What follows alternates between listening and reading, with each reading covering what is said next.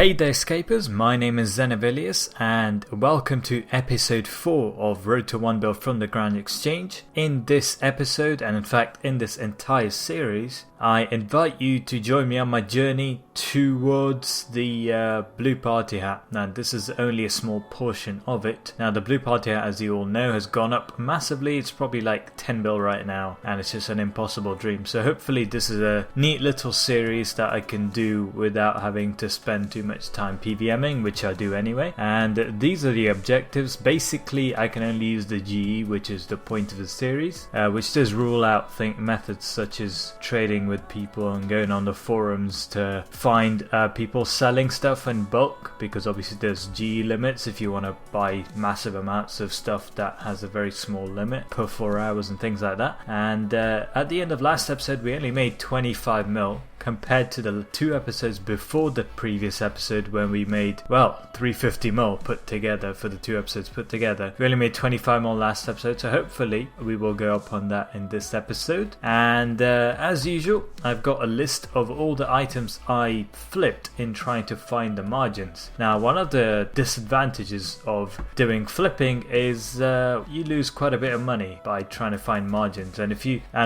sometimes you can't find margins for items like high level PVM items such as, you know, weapons and armor tier 90. If you do that, well, that defeats the purpose because the margins are massive in terms of money, maybe not in terms of percentage. But yeah, the biggest loss here, as you can see, is the Bandos tacits, and that's contributed to a 2.7 mil loss to start with from trying to find the margins. So that's obviously going to be accounted for. And the interesting thing about this episode is that almost all the items you see on screen have been a direct result of invention. So of me trying to train invention first of all, and second of all me trying to find items that will result in training invention efficiently, and also trying to think what might people want and what things might rise in the future and things like that. Haven't been entirely successful, let's be honest, I never am. And also I'd like to note that most of the, well, not most, but some of the items I flip here I haven't actually done any flipping with. Some of the items I found the margins for here I haven't gone on to flip or merch. Likewise, some of the items I'll show you later on in the video I haven't actually flipped or found out the margins for, I just went for it. So this doesn't mean anything. Basically it means don't try and flip Bandos tacits, you're going to lose a lot of money. And yeah, the rest of it has pretty reasonable margins, I suppose. Okay, so let's start off, guys, with the Aram's robe skirt. Now I bought 14 in an attempt to use them all up at Muspers, but I realized that Ganodermics were much cheaper. Ganodermic leggings were much cheaper than the Aram's robe skirt. So I only used up 4 Aram skirts and I sold the remainder off, and I made a little bit of profit, not too much. As you can see from the flip at the top, I actually sold it for a lot higher than the margin was at the time of buying it. Obviously I sold it like a few days or a few weeks later, I don't remember. But yeah, nice 2.1 mil there. We almost wiped out the deficit at the start of this episode, and if you didn't realize what was going on with the numbers, basically the small number you see below the G offer or G history is basically the amount that I'm going to be working with. So I bought 14 but I only sold 10, so the margin, the amount you see on the top left is as a result of me assuming I only bought 10 instead of buying 14, you know, otherwise obviously it wouldn't work. So yeah, almost wiped out the deficit there. And then now we have the Bandos tacits flip. I did lose quite a bit from trying to find the margin, but likewise in doing so I managed to buy 7 of them and wipe out the deficit from flipping it, as well as gaining 4.6 mil. So that was a nice little flip there. And one of the advantages if you have a lot of cash and the margin is this massive is that if you do make a loss and trying to find the margin, you can obviously quickly recuperate your losses by buying a ton of that item and selling it off, as long as the margins don't, you know, reduce quickly as more people realize. But thankfully that wasn't the case here, and our profit is in the positives now, 4.1 mil or so. I'd like to point out that this probably isn't the case now, and you should not take anything from this number wise. This entire series is only designed to help you guys out in terms of how you go about doing flipping and merching, and help me out as well because I'm learning every time, but not to look at specific numbers, because these are months behind the video in terms of me actually doing these flips, and looking at these margins are probably months behind when I release the video. So don't take anything away in terms of numbers, as I said. And then the next one was a very good flip. Now this is pretty well known, I'd say, in the PVM community, but the reason it's so successful is that everyone does a Raxor in pass 2 and 3, and this is a rotation based flip. Basically buy out all the pheromones just after 2 and 3 and sell them all while 2 and 3 is open, because that's when the demand will be high for pheromones, as people camp it and reset several times a day. Well, not everyone will obviously, but some people do. Yeah, 23.6 mil. That is huge. You make almost 500k per pheromone if you have a lot of patience and you're willing to do these flips over the period of what, 8 days, is it? 8 days between 2 and 3s. So you get 4 days of doing 2 and 3, and then 8 days of other rotations, and then 4 days. So yeah, if you're willing to wait, it's a very bankable flip, I suppose, but just be wary. The prices might actually change over the course of the 8 days if something drastic happens, or some small patch note update or something, because we all know how that worked when they updated the Hydrix and all the oh my god. Watch episode 1, guys. I'm not going to talk about it too much. Watch episode 1 of this series. Okay, next up was well, I guess a lucky one. It was just before the double XP weekend when I was trying to get supplies for it, and I realized I bought way too many herbs. I wouldn't be able to make them all into supreme overloads, which was my goal. So I sold off 2k dwarf weed. I sold it off for a slightly higher price than I bought it. I only made 146k, but the main thing was that I did make a profit and not a huge loss. Most times when you sell stuff during double XP weekend, or at the end of double XP weekend, when everyone's dumping their products or their leftover materials into the GE, prices are very low, but it wasn't the case here, clearly, because I did it in the middle of the weekend. So that's another tip, I guess, for the long term. Buy these ingredients just at the end of double XP weekend, and then mass buy them, in fact, and then sell them off in the middle of double XP weekend for the maximum profit. Not before, from what I found anyway, but that might just be a one-off. Crystal flasks, again, this was in an attempt to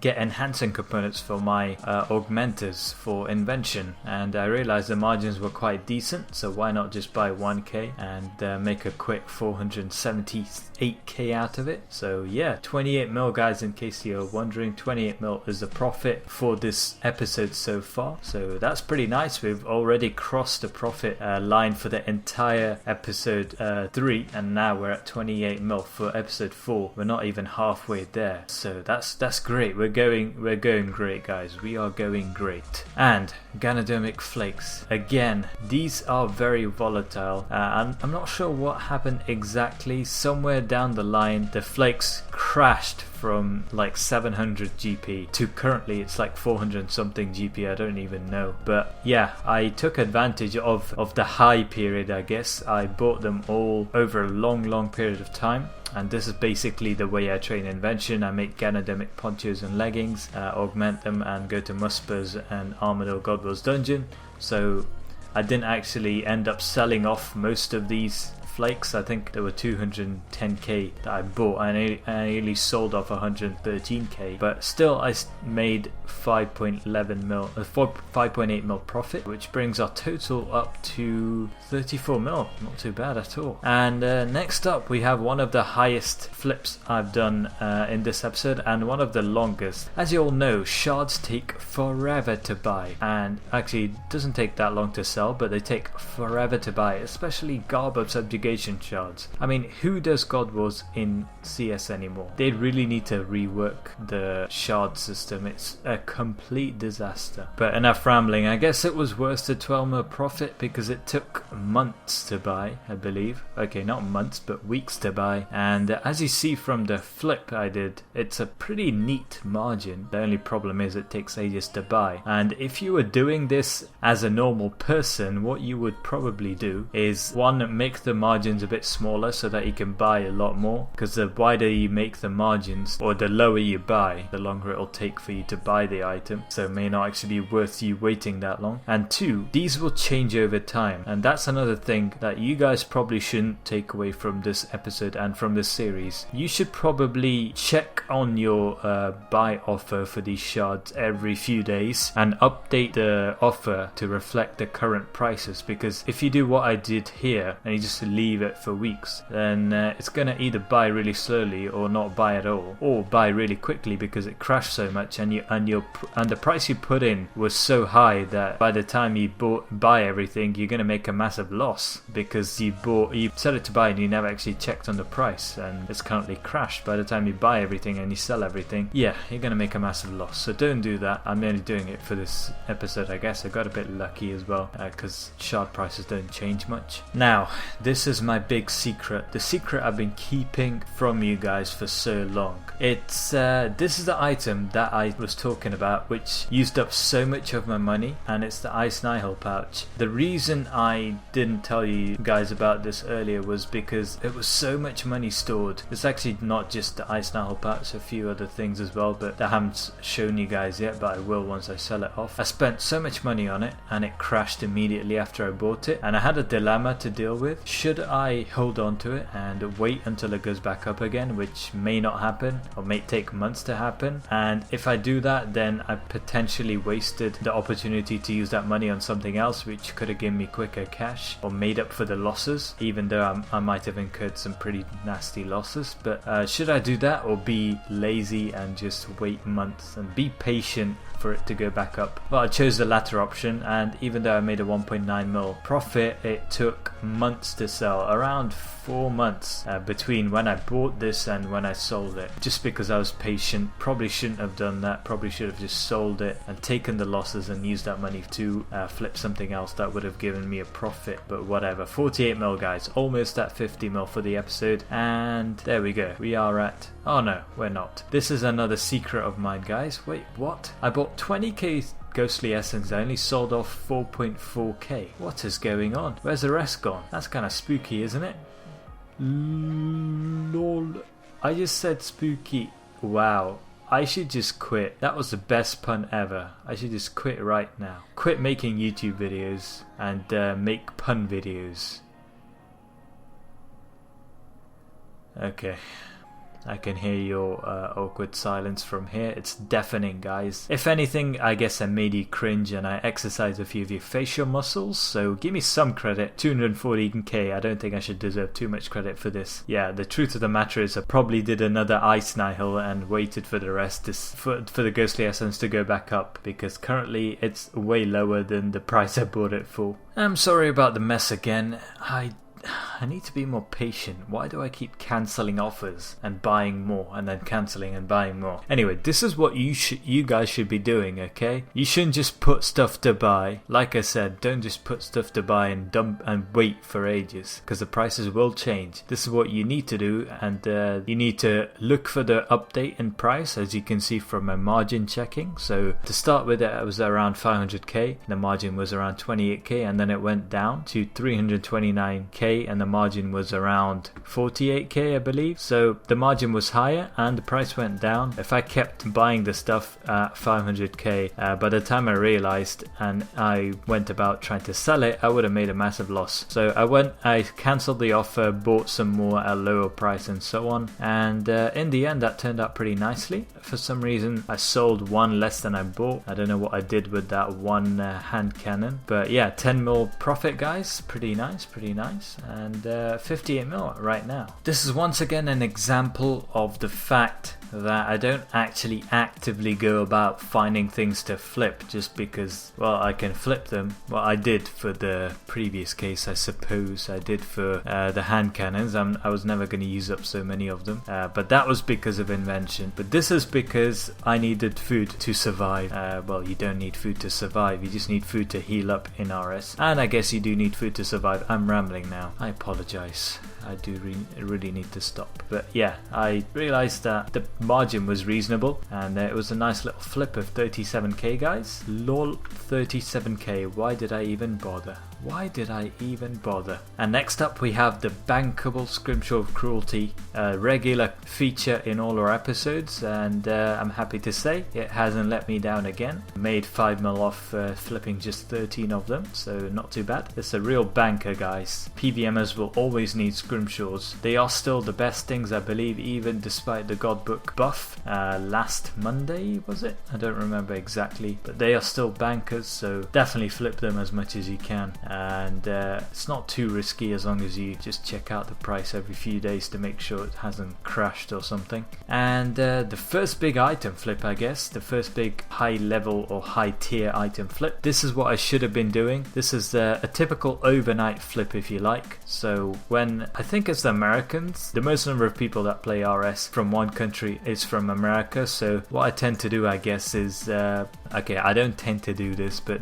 what you should be doing is buying this at the time when they usually go to sleep and selling it off when they start PVMing again. I don't know when that is, but that's a general thing to do. What you can also do is cater for Scott Week when people will be mass buying them and mass selling them, but that is a gap of 6 weeks and a lot can happen in 6 weeks. The price of a seismic one doesn't depend on Scott Week, it depends on other things as well, so I wouldn't rely too much on it. And interesting fact, around 6 months ago or so I did buy the seismic one for 460 mil and I sold it off a couple of months ago for 320 mil, but I didn't consider that as a flip because I didn't even think about it until now. I just bought it and I sold it, so it was a 140 mil loss. Thankfully I forgot to screenshot it, so I won't incur a 140 mil loss in this episode, otherwise it'll take me ages to finish it. Again we have uncut dragonstones, and again we have one dragonstone missing. I don't know what I do with one dragonstone, it's always one missing.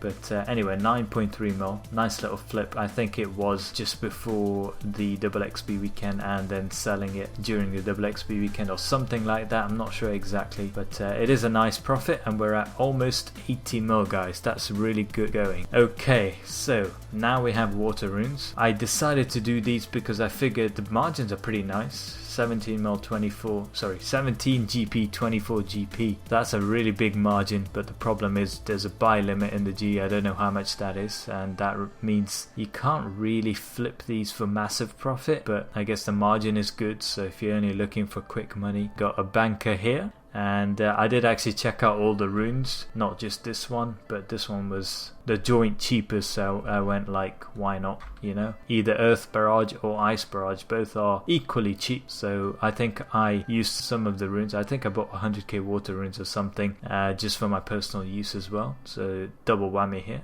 Again, patience is the key. Remember, the tortoise won the race and not the hare. That is the moral of the story. So this is a bit more successful than the Ice Now flip, and I believe I sold off half of this in episode 2 just before it crashed, so I made a neat 44k from each and every single Shadow Nihil pouch, and I think I made like 48 mil from selling off half of them at this price, and then it suddenly crashed, and then I was like, should I just sell it off anyway and take the losses, or should I wait and just be lazy and wait and wait and wait? Guess what, I did wait, but it only gave me 6.7 mil more. Not sure where all the remaining Shadow Nihil patches went. Knowing me, I probably lost them to deaths at Araxi. Yeah, I think I lost them to dying so much at Araxi. I'm not sure. I don't even know where the remaining 500 or 400 went. But anyway, 6.7 mil. I'm glad I waited.